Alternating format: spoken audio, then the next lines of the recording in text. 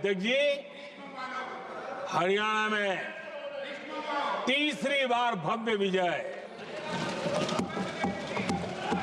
और हरियाणा में के इतिहास में तीसरी बार विजय, ये अपने आप में ऐतिहासिक घटना है। आदरणीय अध्यक्ष जी, महाराष्ट्र में भी ऐतिहासिक परिणाम, जनता जनार्दन के आशीर्वाद, महाराष्ट्र के इतिहास में सत्ता पक्ष के पास इतनी सीटें पहली बार, ये जनता जनार्दन के आशीर्वाद से हम करके आए हैं।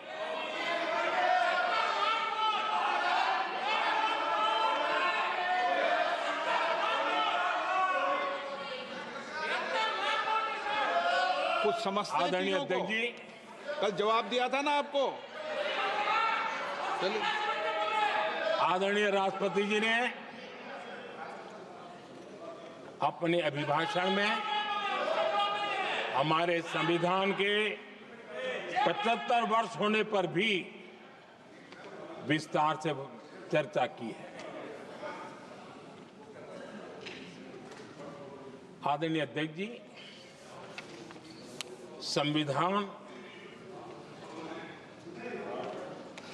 में जो धाराएं हैं, उसके साथ साथ संविधान का एक स्पिरिट भी है और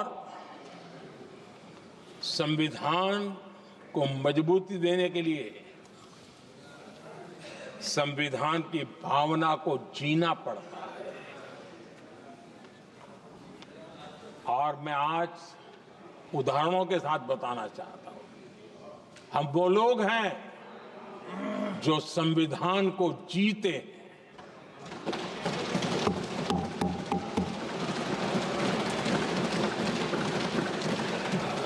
आदरणीय अध्यक्ष महोदय, हमारे यहां ये बात सही है, परंपरा है कि राष्ट्रपति जी जब उद्बोधन करते हैं तो उस सरकार के उस साल के कार्यकाल का ब्यौरा देते हैं। उसी प्रकार से राज्यों में गवर्नर का जो उद्बोधन होता है सदन में, वो उस राज्य के कार्यकलापों का ब्यौरा देते हैं।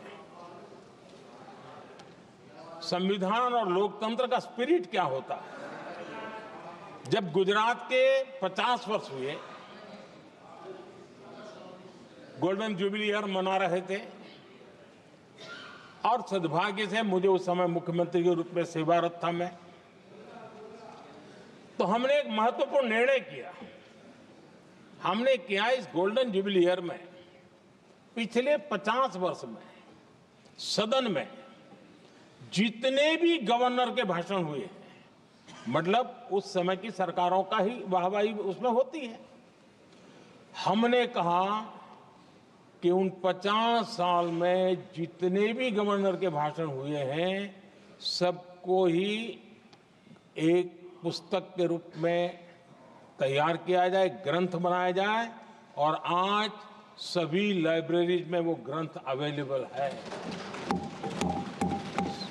मैं तो बीजेपी वाला था, गुजरात में तो ज्यादातर कांग्रेस की सरकारें रही थी, उन सरकारों के गवर्नर के भाषण थे, लेकिन उसको भी प्रसिद्ध कराने का काम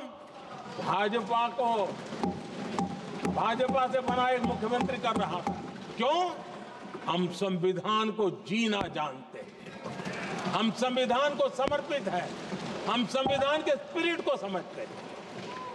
आदरणीय अध्यक्ष जी,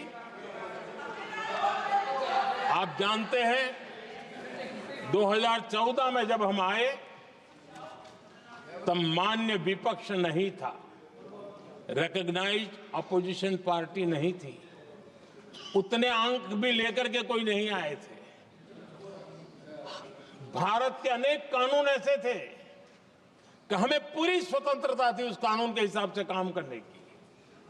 अनेक कमेटियां ऐसी थी जिसमें लिखा था लीडर्स ऑफ अपोजिशन उसमें आएंगे, लेकिन अपोजिशन था ही नहीं, रिकॉग्नाइज अपोजिशन नहीं था।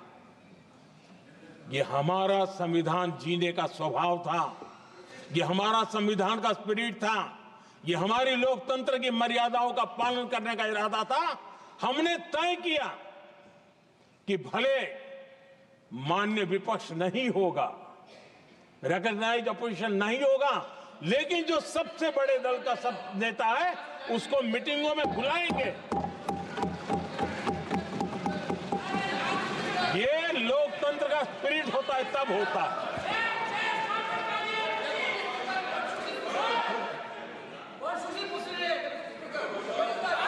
चुनाव आयोग की कमेटियां, आदरणीय अध्यक्ष जी, पहले तो प्रधानमंत्री फाइल करके निकालते थे। ये हम हैं जिसने ऑपोजिशन के लीडर को भी उस कमेटी में बिठाया है।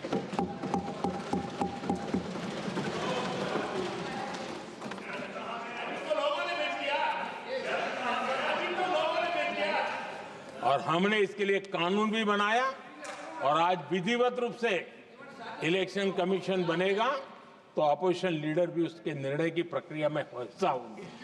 ये काम हम करते हैं और ये मैंने पहले ही कहा, हम इसलिए करते हैं कि हम संविधान को जीते हैं। आदरणीय अध्यक्ष जी, दिल्ली में आपको कई स्थान ऐसे मिलेंगे जहां कुछ परिवारों ने अपने म्यूजियम बना करके रखे हुए हैं।